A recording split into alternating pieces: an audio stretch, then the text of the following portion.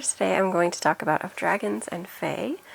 This is one of the light novel choices that I got for my June TBR, and I've completed it. It was very quick. It's a very short book.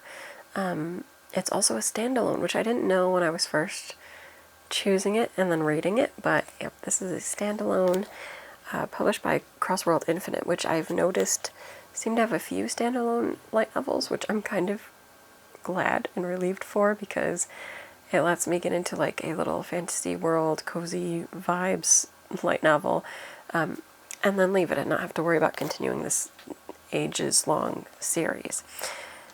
So this one I'll quickly read what it said as the description, and then I'll go over my thoughts and how I would say or not say. So first, there's a little teaser wording. At last I found you, my bondmate. And then the description. As flower folk, I never dreamed of having a fairy tale romance, but I also didn't expect it to be dumped 3 days after being confessed to by a dragon knight. Spurned and angry, I decided to devote my life to my work as the human princess's hairstylist, only to find out that the princess was going off to Dragon Country to marry the Dragonkin prince and taking me with her. Now I have to serve in the same castle as that jerk who dumped me. The princess can have the fairy tale ending. I'm done with romance.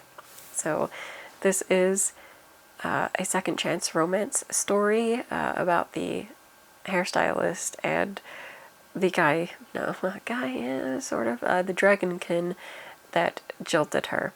So and that's him. So in this, our main character, Maina, is a hairstylist, and she is a flower folk, which means that her blood is mixed, at least in part, with fairies that are part of the flower world or dominion. I don't know, whatever.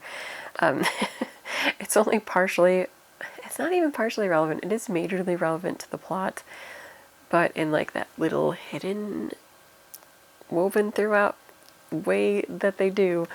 So you think it's not that important because she doesn't even have a lot of power as a fairy folk, flower fairy person.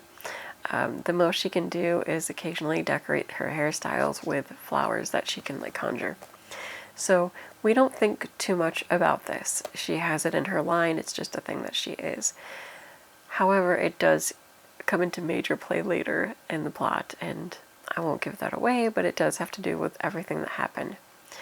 So Maina is the hairstylist for the princess of the country where she's currently living, and that princess is going off to get married, and she's marrying the prince of the dragonkin, and she has to leave everything behind her, but she's scared, of course, because she's going off to a new country. She doesn't know the people. She doesn't know the way that they work there, so she's very scared. So she requests one thing, and that one thing is that Maina can travel with her and be her personal hairstylist. Part of this also has to do with, like, culturally, the people that of their kingdom, like, even their hair is different from the people of the Dragonkin. Can have more, like, long, silky hair, whereas a lot of people from Maina's area have more curly hair, and it's harder to deal with, and that's why they do a lot of braided styles, put their hair up a lot, because it's harder to deal with. So Maina does agree to go with Patricia. She doesn't really have a choice, though. I mean, if royalty tells you you're going, you're going. But she is a little bit anxious about it because, of course, the man that swept her off her feet and then promptly said, "Oh no, I was wrong," will be there. And that is part of the backstory. It's kind of sad. Maina got swept off her feet by Ray, who is Dragonkin, who said she was his bondmate, which is, it's a big deal. You know, obviously they're like a fated to be together set, and they can impact each other greatly, especially it's more impactful for the Dragonkin. She, as a flower folk, doesn't really understand that old bond, but you know, if somebody says that you're their bondmate, you realize how serious that is, even though you don't quite get it, you don't have the same reaction. You know that that's quite serious. But like within 3 days of telling her that she was his bondmate, he just says, "Oh, I was wrong," and leaves and goes back to his country. And so she was really crushed. Even though it was a quick whirlwind romance, she did have that anticipation, those feelings, and that he's like, "See ya." And now she has to face him again. And when she gets there, he keeps trying to ask her when she's leaving. He keeps trying to get rid of her. He's just saying, like, "What are you doing here? How long will you be here? I think a month is long enough, and then you can go." But Mina's also like, "I don't care what you're saying, Ray. You're not in control of my life. You ditched me. I can do whatever I want. I'm an independent woman."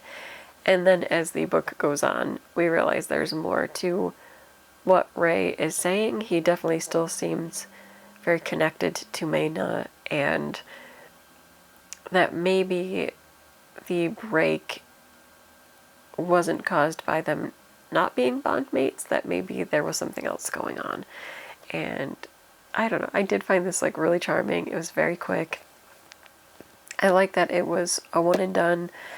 I didn't have to worry about like their romance and the plotting being like dragged out. I think it could have been longer than it was though.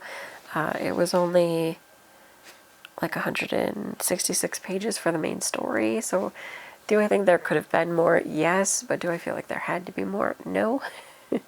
It still wrapped everything up nicely. It was a good romance, good fantasy elements. I like that the dragonkin can turn into dragons, so that actually is Ray in his dragon form as well as his humanoid form. They didn't change into dragons in any creepy way, just in case you're wondering. But that is something that they have the ability to do in order to battle and protect their country. They can become dragons. It was fun. I had a good time with this. I didn't have to think too much. That's wrong. But it was just very cozy. It was definitely a cozy romance with fantasy. And sometimes that is just what I'm looking for. I kind of wish I was still reading this now, but I've moved on to other stories. But it was definitely just really good, and it, I don't know, it kind of inspired me a little bit to keep reading, and that there's good, like, quick stories out there, and yeah. I would definitely recommend it if you like romance, and you like fantasy, you like dragon stories, fairy stories. This is a lot going for it as something that's as quick as it is. Because again, 166 pages, quick read. If you're just looking for something quick and cozy with fantasy elements and romance, then this is definitely a good choice. And it's Of Dragons and Fae. I like this a lot. I'm not going to drag this out too long. That's all I got to say, because again, it's a quick book. I would recommend it. I would say if you find it in a library, read it, or if you are looking to buy a nice quick light novel, get this one. If you're looking to try light novels, this is a good one to go with, because then you don't have to invest yourself in anything too grand. But there you go. That's it for this video. Until next time. Bye.